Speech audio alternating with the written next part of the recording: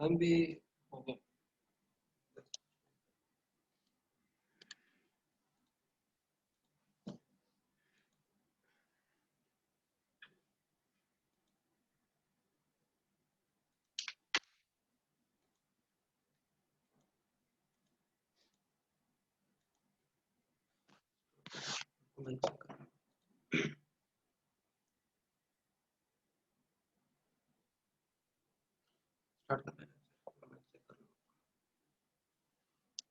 Assalamualaikum.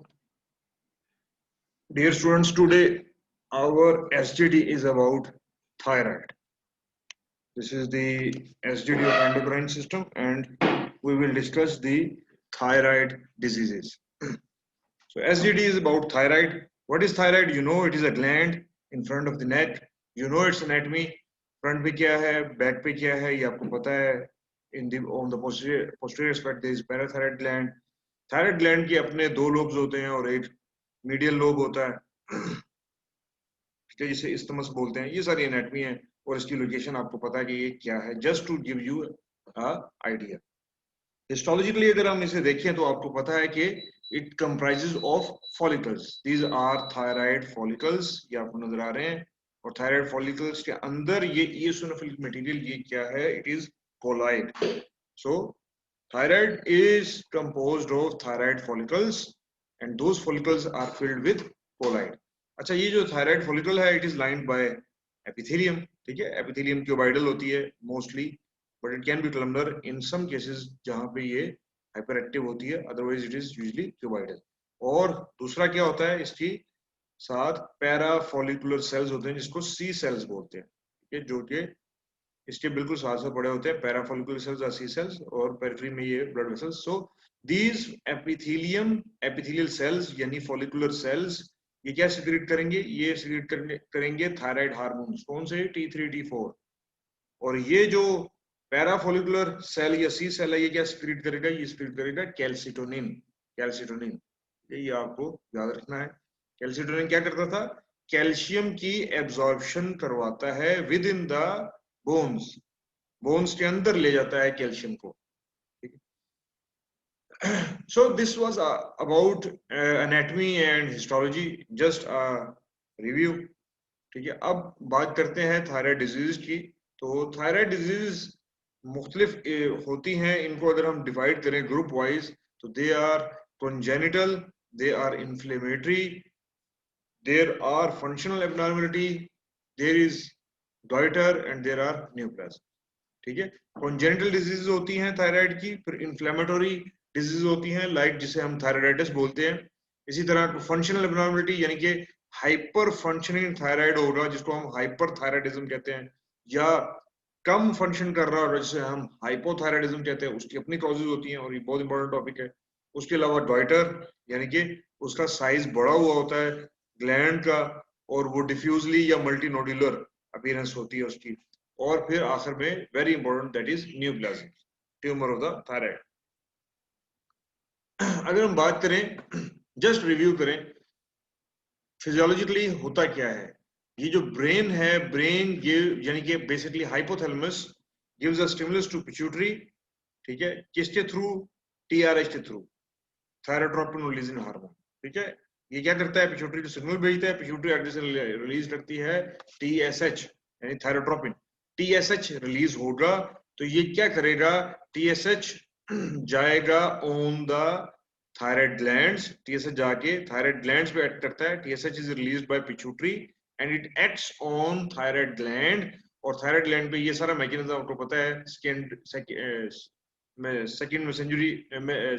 Secondary messenger pathway. ठीक है, उसके थ्रू ये क्या करता है? ये एक्टिवेट करता है अपने न्यूक्लियस को, जो कि फिर प्रोटीन्स बनाती हैं और फिर रिलीज करती हैं at the end T3 and T4. ठीक है, ये सारा मैकेनिज्म फिजियोलॉजिकली आपको पता है. फिजियोलॉजी में आपने पढ़ा है कि हाइपोथैलेमस से TRH रिलीज होगा जो पिट्यूटरी पर एक्ट करेगा और पिट्यूटरी से रिलीज करवाएगा TSH. TSH एक्ट करेगा ऑन थायराइड ग्लैंड और थायराइड फॉलिकल्स यानी थायराइड एपिथेलियम से रिलीज करवाएगा T3 एंड T4. मेनली जो ज्यादा अमाउंट में सिक्रीट होता है वो T4 होता है, लेकिन जो मोस्ट एक्टिव फॉर्म होती है वो T3 होती है। ठीक हो गया। हमने बात की थी कि there are congenital issues, there are inflammatory issues, there are functional abnormality, यानी कि किसी वजह से थायराइड की सिक्रीशन का ज्यादा हो जाना या किसी वजह से थायराइड की सिक्रीशन का कम हो जाना। ये बहुत इंपॉर्टेंट है, आपने पढ़ा होगा इसको डिटेल में ड्यूरिंग योर लेक्चर्स, आपने देखा होगा। थायराइड हार्मोन्स का बढ़ जाना जिसको हम थायराइडोक्सिकोसिस या हाइपरथायराइडिज्म बोलते हैं। हाइपरथायराइडिज्म इसकी मोस्ट कॉमन, हाइपरथायराइडिज्म की मोस्ट कॉमन कॉज है Grave disease, mostly Grave disease. उसके अलावा टॉक्सिक गॉइटर, टॉक्सिक एडिनोमा वगैरह वगैरह और भी कॉजेज होती हैं। Most important cause is Grave disease. और अगर हम हाइपोथायराइडिज्म की बात करें यानी कि थायराइड हार्मोन्स का कम हो जाना, तो उसकी मोस्ट कॉमन वैसे कॉज होती है iodine deficiency. Most common cause iodine deficiency. Second most common cause is Hashimoto thyroiditis. ठीक हो गया। सो हमने कहा कि हाइपरथायराइडिज्म यानी थायराइड का ज्यादा हो जाना, उसकी मोस्ट कॉमन कॉज क्या थी? Grave disease. ग्रेव डिजीज क्या होती है? Grave disease is an auto immune disorder. Just हम इसका ओवरव्यू कर रहे हैं। It is an auto immune disorder जिसके अंदर थायराइड हार्मोन्स की प्रोडक्शन बढ़ जाती है। क्यों बढ़ जाती है? होता यह है कि पेशेंट के अंदर TSH की प्रोडक्शन इंक्रीज हो जाती है। क्या होता है? TSI, थायराइड स्टिमुलेटिंग एंटीबॉडीज बन जाती है। थायराइड स्टिमुलेटिंग इम्यूनोग्लोबुलिन्स जिसको TSI बोलते हैं, थायराइड स्टिमुलेटिंग इम्यूनोग्लोबुलिन्स बन जाती हैं जो बिल्कुल ऐसे एक्ट करती हैं जैसे TSH एक्ट करता है। सो ग्लैंड थायराइड को थायराइड तो ऐसे लगता है कि जैसे ये एक्चुअली TSH ही है, क्योंकि उसका फंक्शन वही होता है जो TSH का होता है। सो होता क्या है ग्रेव डिजीज में? It is an autoimmune disorder. उसमें होगा क्या? बिल्कुल TSH जैसी इम्यूनोग्लोबुलिन्स बन जाएंगी जिसको हम TSI बोलते हैं, और वो क्या करवाएंगी? वो इस एक्टिविटी को यानी कि T3 एंड T4 की प्रोडक्शन को इंक्रीज कर जाएंगी, इंक्रीज कर देंगी, जिसकी वजह से T3 T4 बढ़ता जाएगा तो हाइपरथायराइडिज्म हो जाएगा, और ये hyperthyroidism will result in certain clinical features जिसे हम आगे देखेंगे। उसकी वजह से इसे हम ग्रेव डिजीज बोलते हैं। मोस्टली रिस्क फैक्टर्स क्या है इसमें? एक तो ये फीमेल में ज्यादा होता है, ओल्ड एज में कोई फैमिली हिस्ट्री होती है, स्मोकिंग, प्रेगनेंसी या स्ट्रेस, ये सारे इसके रिस्क फैक्टर्स हैं। और जैसे मैंने पहले आपको बताया कि होता क्या है, it is an autoimmune disorder. वो क्या करेगा कि वो थायराइड स्टिमुलेटिंग एंटीबॉडीज या थायराइड स्टिमुलेटिंग इम्यूनोग्लोबुलिन्स प्रोड्यूस करना शुरू कर देगा, जो कि उस पर एक्ट करती हैं ऑन द थायराइड ग्लैंड और सिक्रीट करती हैं बहुत ज्यादा T3 एंड T4। क्लिनिकली क्या होगा, पेशेंट कैसे प्रेजेंट करेगा? वही हाइपरथायराइडिज्म वाले सारे फीचर्स होंगे। आपको पता है कि हाइपरथायराइडिज्म में क्या होता है कि बेसिकली सारे जो भी सिस्टम्स हैं वो हाइपर एक्टिव हो जाते हैं। ठीक है, ये ध्यान में रखना, आपने डिटेल में पढ़ा होगा अपने लेक्चर में। तो क्या होगा कि इमोशनली पेशेंट लेबाइल हो जाता है, यानी कि एजिटेशन होती है, बहुत ज्यादा गुस्सा, एंगर होता है, हीट इंटॉलरेंस होती है, वेट लॉस होता है, एपिटाइट बढ़ जाती है, और बहुत ज्यादा स्वेटिंग होती है, पैल्पिटेशन है, फटीग है। ये सारे वो फीचर हैं जो हाइपरथायराइडिज्म वाले हैं। और क्लिनिकली साइंस क्या मिलेंगे आपको? एक तो टैकीकार्डिया है, ठीक है, उसका हार्ट रेट तेज होता है। सेकेंडली पाम्स जो है वो हॉट एंड मॉइस्ट होते हैं। And thirdly exophthalmos. Exophthalmos is a specific feature of Grave disease या very important feature of Grave disease. उसमें होता क्या है कि जो और आई आई आई बॉल है वो ऑर्बिट से बाहर की तरफ आ रहा होता है। तो दिस इज एक्सोथेल्मोस। और क्या फीचर है इसका? लिड लैग या लिड रिट्रैक्शन। ठीक है, जब आईज मूव करते हैं नीचे को तो कॉर्निया के साथ लिड को मूव करना चाहिए, लेकिन वो पीछे रह जाता है। So this is lid lag या लिड रिट्रैक्शन। उसके अलावा और क्या होता है? पेशेंट बहुत ज्यादा एजिटेटेड होता है, और क्या होता है कि थायराइड ग्लैंड बढ़ा हुआ होता है। ठीक है, so the patient will present कैसे करेगा? हमने ग्रेव डिजीज के बारे में क्या अभी तक बात की है कि Grave disease is an autoimmune disorder. इससे होगा क्या, इससे होता क्या है एक्चुअली, थायराइड स्टिमुलेटिंग इम्यूनोग्लोबुलिन्स बन जाती हैं इस डिसऑर्डर के अंदर। वो क्या करेंगी, वो ऐसे बिहेव करती हैं जैसे टीएसएच बिहेव करता है। सो टीएसएच का काम क्या है, T3 एंड T4 की प्रोडक्शन को इंक्रीज करना। तो जब टीएसआई बन गई, इम्यूनोग्लोबुलिन्स बन गई जो कि टीएसएच की तरह बिहेव करती हैं, वो क्या करेंगी, वो भी T3 T4 की प्रोडक्शन को इंक्रीज कर देंगी और इस तरह बहुत ज्यादा हाइपरथायराइडिज्म हो जाएगा। उसकी वजह से पेशेंट क्या करेगा, उसे फटीग हो रही, एजिटेटेड होगा, heat intolerance, weight loss, excessive perspiration वगैरह वगैरह। और साइंस क्या होंगे, स्पेसिफिक साइंस क्या होंगे, एक्सोप्थेल्मोस, लिड एंड लिड लैग, ये बहुत जरूरी है। डायग्नोस, ये इसकी क्लिनिकल डायग्नोसिस है बेसिकली। बाकी इसकी जो लैब फीचर्स है वो वही हाइपोथायराइडिज्म वाले के, T3 T4 ज्यादा होगा। और क्या होगा कि अगर आप इसकी इम्यूनोग्लोबुलिन चेक करेंगे टीएसआई, तो वो भी रेज्ड होंगे। अच्छा, इसके अलावा जो इन्फ्लेमेटरी कंडीशंस हैं लाइक थायराइडाइटिस है, वो भी एक इम्पोर्टेंट टॉपिक है इसमें थायराइड डिजीज के अंदर। लेकिन जो सबसे इम्पोर्टेंट जो थायराइडाइटिस है, इन जितनी भी थायराइडाइटिस वाली डिजीज हैं उनमें सबसे इम्पोर्टेंट है हाशिमोतो थायराइडाइटिस। ये क्या है, it is again an autoimmune disorder. और इसमें होता क्या है, इसमें हाइपोथायराइडिज्म होती है। ग्रेव डिजीज, अभी हमने पढ़ा Grave disease is an autoimmune disorder. उसमें क्या होगा, उसमें थायराइड यानी कि थायराइड हार्मोन्स की प्रोडक्शन बढ़ जाती है, हाइपर थायराइडिज्म होता है। जो हाशिमोतो है वो भी ऑटोइम्यून डिसऑर्डर है, लेकिन उसमें क्या होता है, उसमें थायराइड की प्रोडक्शन कम हो जाती है, यानी हाइपोथायराइडिज्म होता है। क्यों होता है, क्योंकि ये ऑटोइम्यून डिजीज क्या करती है, ये ग्लैंड को डिस्ट्रॉय करना शुरू कर देती है। जब ग्लैंड डिस्ट्रॉय हो जाएगा, थायराइड फॉलिकल्स होंगे ही नहीं, तो प्रोडक्शन कहां से होगी, T3 T4। सो ये उसका रिवर्स है, ये डिफरेंट है। दोनों ही ऑटोइम्यून है पर दोनों में फंक्शन क्या है वो डिफरेंट है। अच्छा, ये किस में होती है, मोस्टली ओल्ड एज में होती है, फीमेल में होती है। ग्रेव डिजीज में भी ये ऐसे ही होता है, ओल्ड एज में और फीमेल में, ठीक है। और अगर इसकी पैथोजेनेसिस की बात करें तो 3 चीजें इन्वॉल्व होती हैं। मैंने अभी कहा कि ये ऑटो इम्यून डिसऑर्डर है, जैसे ग्रेव डिजीज थी वैसे ये। ग्रेव डिजीज में क्या हो रहा था, T3 T4 की प्रोडक्शन बढ़ रही थी। हाशिमोतो में क्या हो रहा है, T3 T4 की प्रोडक्शन कम हो रही है। क्यों, क्योंकि ये ऑटो इम्यून डिसऑर्डर है जो कि फॉलिकल्स को डिस्ट्रॉय कर रहा है। अच्छा, कैसे करेगा, 3 मैकेनिज्म होते हैं इसके। एक ये है कि टी सेल मीडिएटेड साइटोटॉक्सिसिटी, पहला मैकेनिज्म। इसमें क्या होता है, इसमें CD8 T cell directly destroy कर देते हैं थायराइड फॉलिकल को, थायराइड एपिथेलियल सेल्स को डिस्ट्रॉय कर देते हैं, लिहाजा T3 T4 का लेवल कम हो जाता है। दूसरा क्या होता है, interferon mediated cytokine mediated cytotoxicity, ठीक है। दूसरा क्या है, साइटोकाइन मीडिएटेड।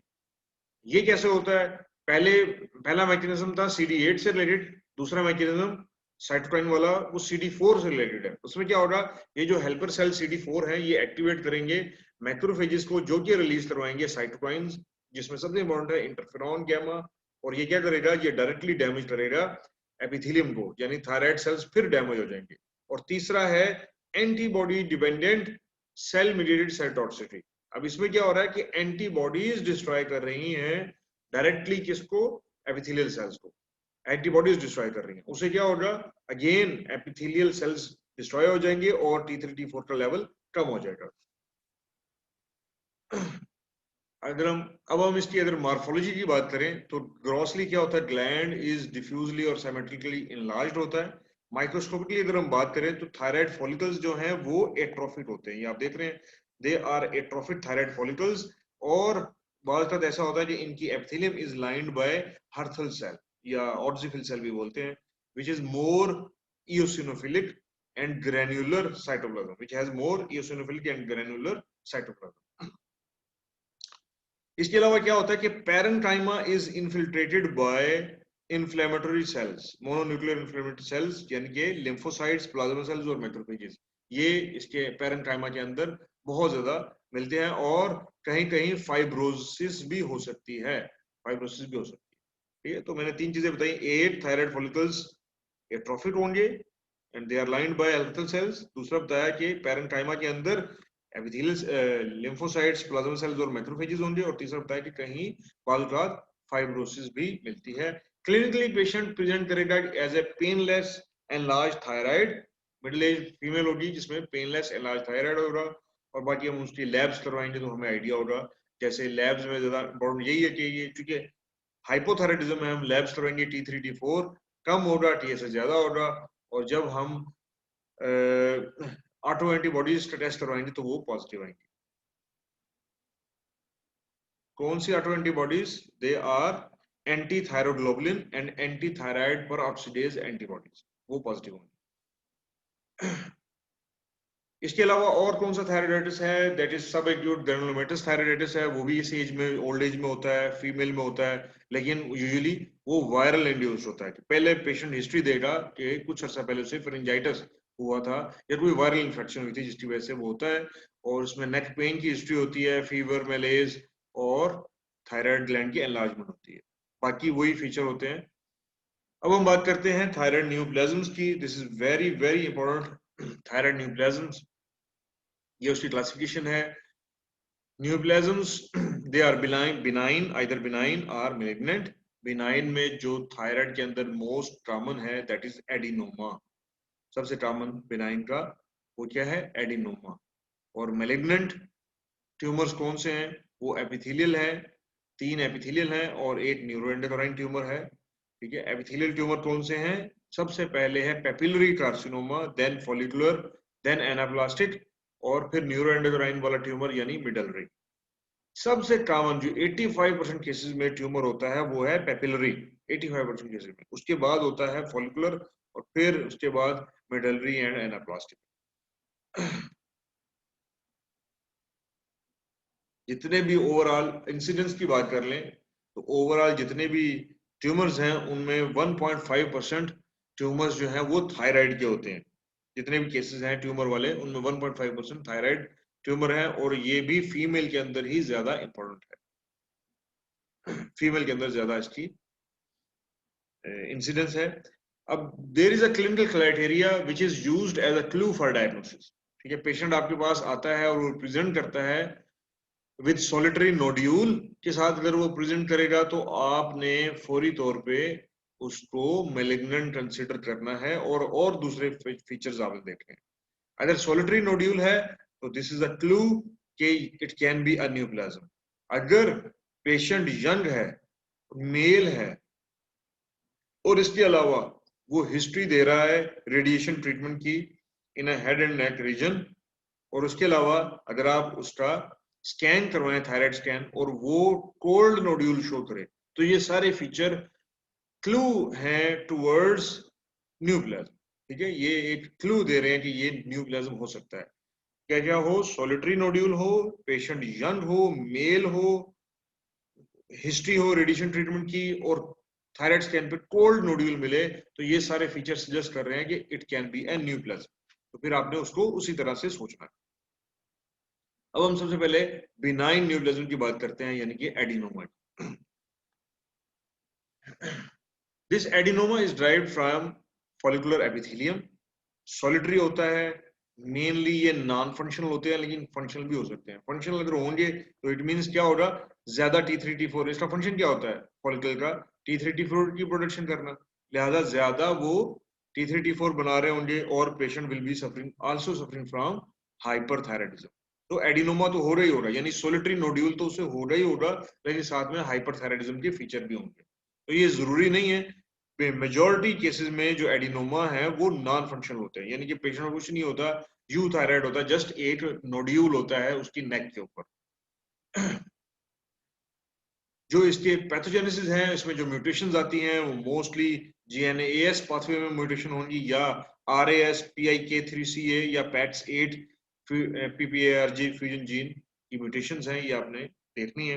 मॉर्फोलॉजिकली अगर हम देखें तो ये सॉलिटरी, स्फेरिकल और फ्लैशी होता है। ठीक है, सॉलिटरी, स्फेरिकल, फ्लैशी, और जो जो इसकी पेरिफेरी में या सराउंडिंग में जो नॉर्मल टिश्यू है, नॉर्मल थायराइड टिश्यू है, वो कंप्रेस हुआ होता है।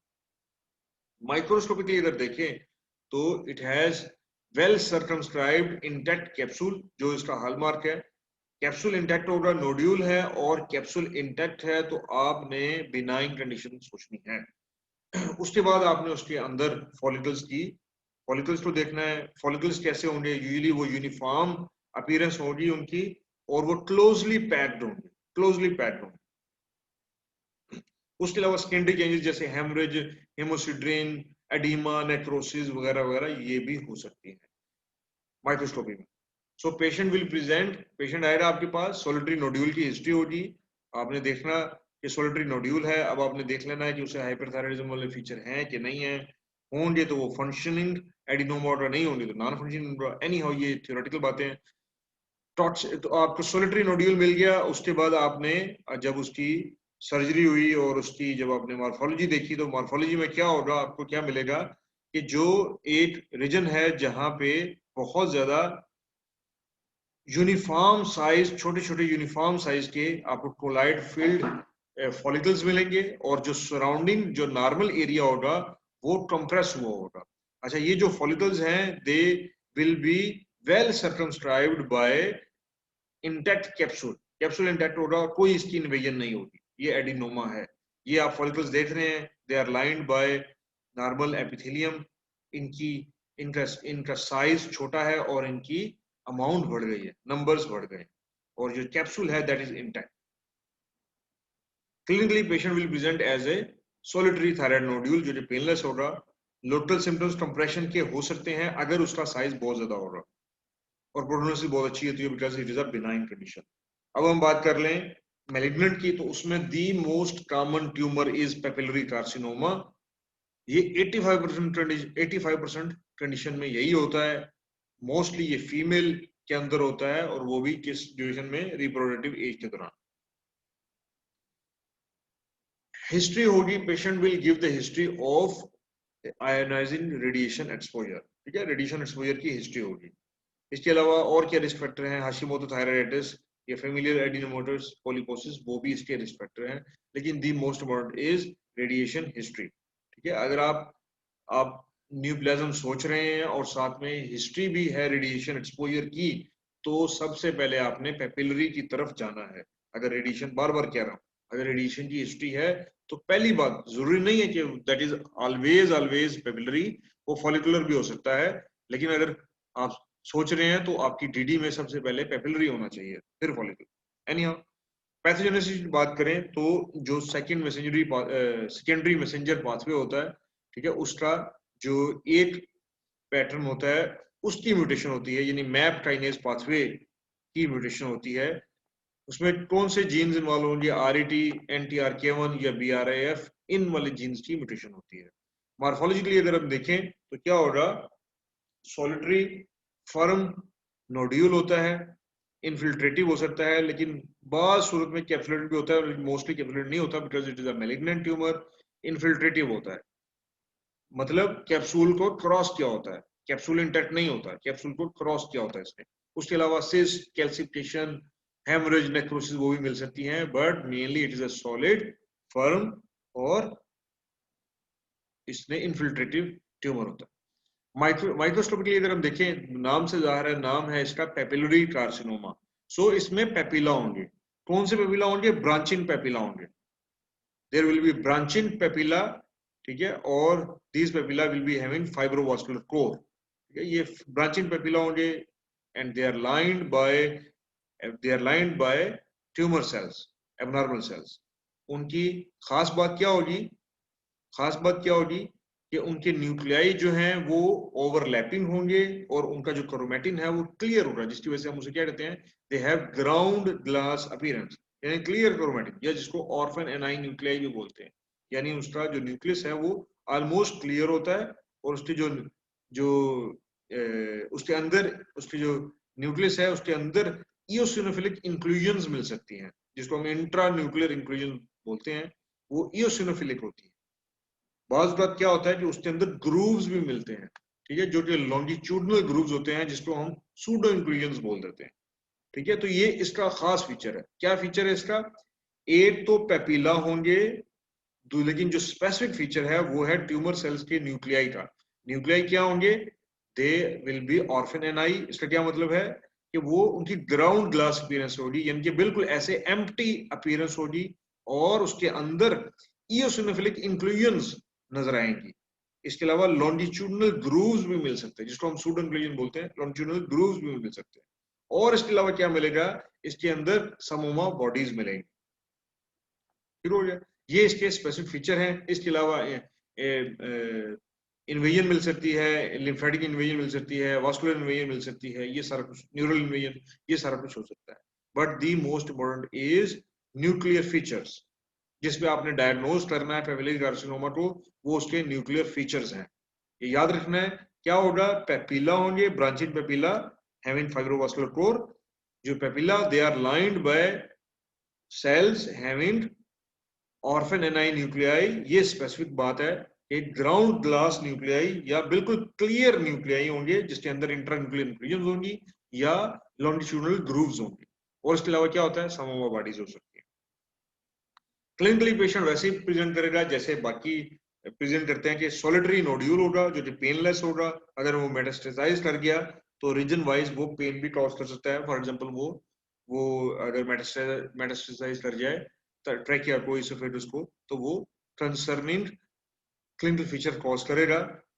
एनी हाउ मोस्ट कॉमन जो मेटास्टेसिस पाथवे है वो हेमाटोजेनस है, ब्लड के थ्रू ये लंग्स को मेटास्टेसाइज करता है। Papillary carcinoma most commonly lungs को मेटास्टेसाइज करता है।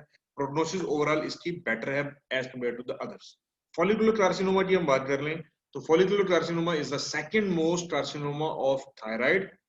अगेन ओल्ड एज में और फीमेल में होता है। रिस्क फैक्टर, सबसे इंपॉर्टेंट रिस्क फैक्टर है आयोडीन डेफिशिएंसी।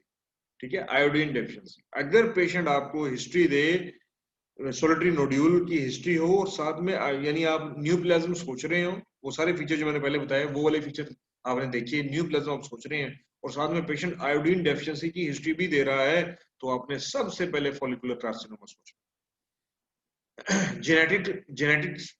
जेनेटिक या पैथोजेनेसिस क्या है, म्यूटेशंस कहाँ होती हैं, वही जो सेकेंडरी मैसेंजर पाथवे है उसके दूसरे पाथवे यानी PI3 के या IKT पाथवे, उसमें म्यूटेशन आएंगी। कौन सी होंगी, RAS या PIK3CA उसकी म्यूटेशन होंगी, या P10 की म्यूटेशन होगी, या PAX8 PPARG फ्यूजन जीन उसकी म्यूटेशन होगी। ठीक है, ये सारी आपने चीजें याद रखनी है। मॉर्फोलॉजी के लिए अगर हम देखें तो it will be tan brown या और सॉलिड होगा, और इसके अंदर सिस्टिक चेंजेस और हेमरेजेस वगैरह वो भी मिल सकती हैं। खास बात ये है कि जो जो इसका कैप्सूल है वो इंटैक्ट नहीं होगा। ये हम माइक्रोस्कोपिकली देखेंगे, जो कैप्सूल है वो इंटैक्ट नहीं होगा, कैप्सूल इन्फिल्ट्रेटिव होगा, यानी कि ट्यूमर ने कैप्सूल को इन्फिल्ट्रेट किया होगा। माइक्रोस्कोपिकली हमें क्या मिलेंगे, हमें फॉलिकल्स मिलेंगे जो कि सिंपल या कोलाइड फील्ड या ट्रेबिकुलर या सॉलिड एरियाज, ये सारा कुछ हो सकता है उसमें। और सबसे इंपॉर्टेंट जो बात पहले की थी कि कैप्सूल की इन्वेजन होगी।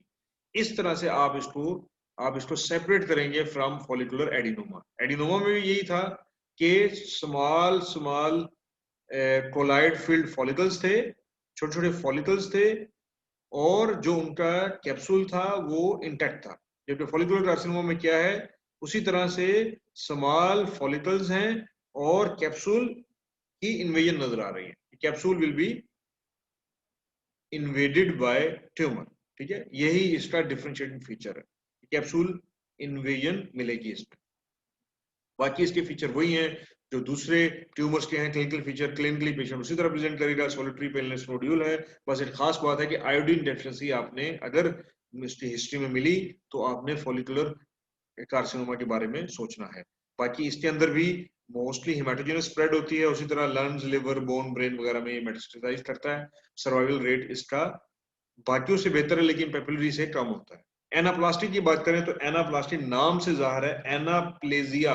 एनाप्लेजिया का मतलब क्या होता है कि जो बहुत ही पुअरली डिफरेंशिएटेड हो, बहुत पुअरली डिफरेंशिएटेड। और दूसरा इसका मतलब क्या है कि एग्रेसिव ट्यूमर, नाम से जाहिर है एनाप्लास्टिक। एनाप्लेजिया मींस पुअरली डिफरेंशिएटेड, और दूसरा क्या है कि वो बहुत ज्यादा एग्रेसिव ट्यूमर हो रहा है, तो वही इसमें होता है।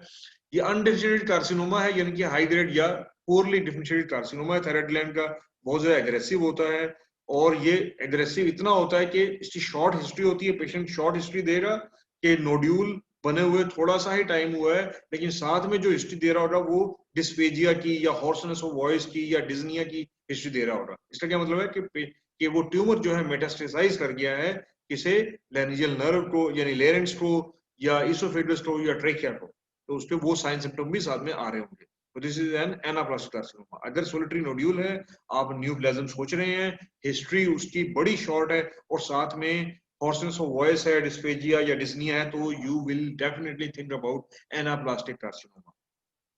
एज अगेन उसी तरह ओल्ड एज में होता है, फीमेल में होता है, ठीक है, और पास्ट हिस्ट्री किसी और ट्यूमर की भी हो सकती है। अगर उसने ये हिस्ट्री भी दी कि पहले उसे कोई और ट्यूमर था और उसने उसका ऑपरेशन करवा लिया है और अब वो प्रेजेंट हो रहा है इस प्रॉब्लम के साथ, तो फिर आपने एनाप्लास्टिक सोचा, यानी उसे पहले हिस्ट्री थी पेपिलरी कार्सिनोमा की या फॉलिकुलर कार्सिनोमा की हिस्ट्री दी उसने, मैंने ऑपरेट करवाया इसके लिए, दोबारा वो पेशेंट प्रेजेंट हो रहा है और अगेन उसके वही वाले फीचर हैं और आप न्यूप्लाज्म सोच रहे हैं, तो अब आपने एनाप्लास्टिक सोचना है अगर उसकी बड़ी शॉर्ट हिस्ट्री है।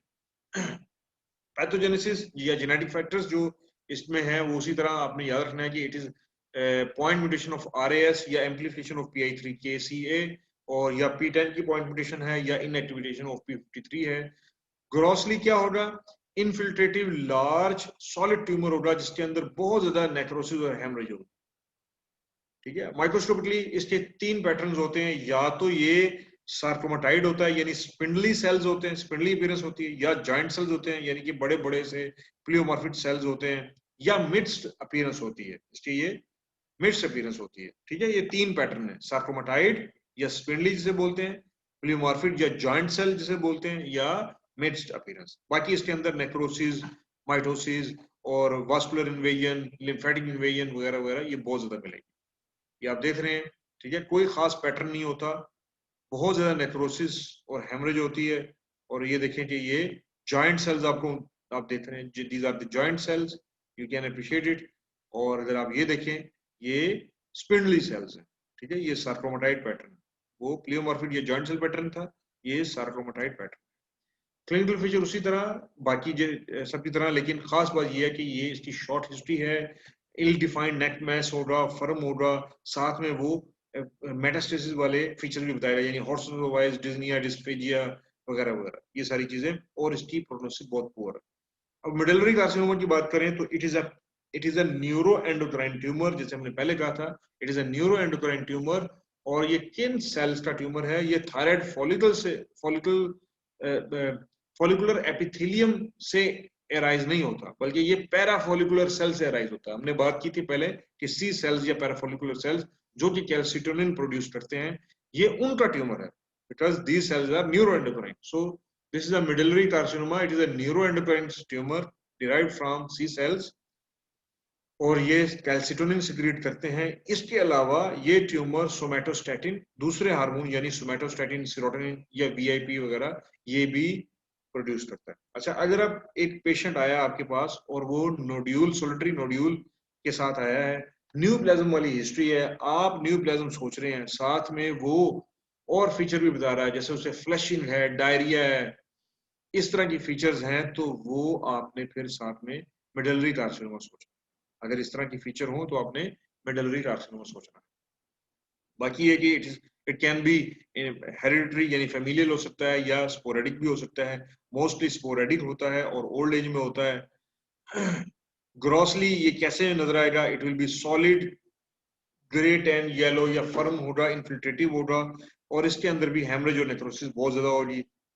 माइक्रोस्कोपिकली क्या होगा, इसकी वाइड रेंज होती है, वाइड वैरायटी होती है मार्फोलॉजिकली, ठीक है। और खास बात ये होती है कि प्लाज्मा साइटोइड इसकी अपीयरेंस होती है, राउंड प्लाज्मा साइटोइड, पॉलीगोनल और स्पिंडल सेल्स नजर आएंगे, ठीक है। ये मल्टीपल इसकी प्रेजेंटेशन होती है, लेकिन आपने याद रखना कि मल्टीपल प्रेजेंटेशन है, खास क्या है, राउंड प्लाज्मा साइटोइड, इसके अलावा पॉलीगोनल स्पिंडल सेल्स, इस तरह से भी ये प्रेजेंट करता है।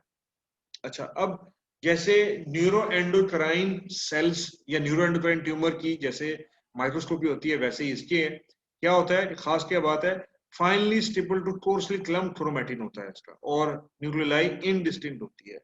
बाकी क्या है कि ईओसिनोफिलिक मटेरियल, ईओसिनोफिलिक साइटोप्लाज्म ज्यादा होता है, कैल्सिटोनिन की वजह से एमिलाइड डिपॉजिट्स बनते हैं, बहुत ज्यादा एमिलाइड डिपॉजिट होते हैं बिकॉज कैल्सिटोनिन ज्यादा होता है, ठीक है। ये आप देख रहे हैं, ये राउंड या प्लाज्मा साइटाइड, जैसे प्लाज्मा सेल्स होते हैं उसकी तरह की ये राउंड राउंड से सेल्स हैं, ठीक है, और इनका न्यूक्लियाई इंडिस्टिंक्ट है, और लेकिन खास बात यह है कि ये जो एमिलाइड मटेरियल है ये बहुत ज्यादा है।